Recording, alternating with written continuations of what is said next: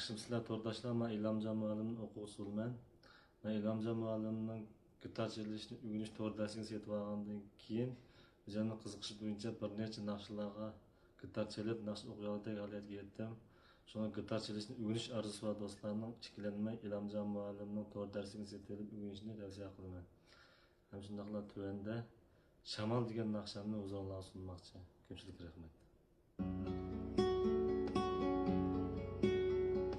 Gelip geldiydin nişama, yana seni esirge silip. Maymulan kim goya mendekla, durar meyüz boynini qisip.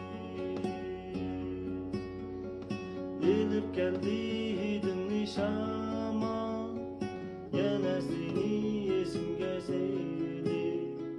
Maymulan kim goya mendekla, durar meyüz boynini qisip.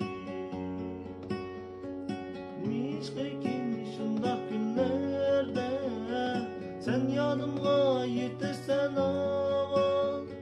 Pişirlayman özümge özüm, sırlarımni yetkizsin şamal.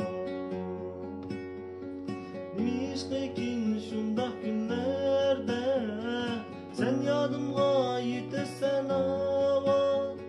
Pişirlayman özümge özüm, sırlarımni yetkizsin şamal.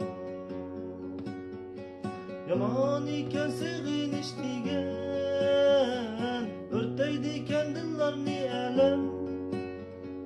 Yaman iken sig'inish degan, o'rtaydi kendillarni alam.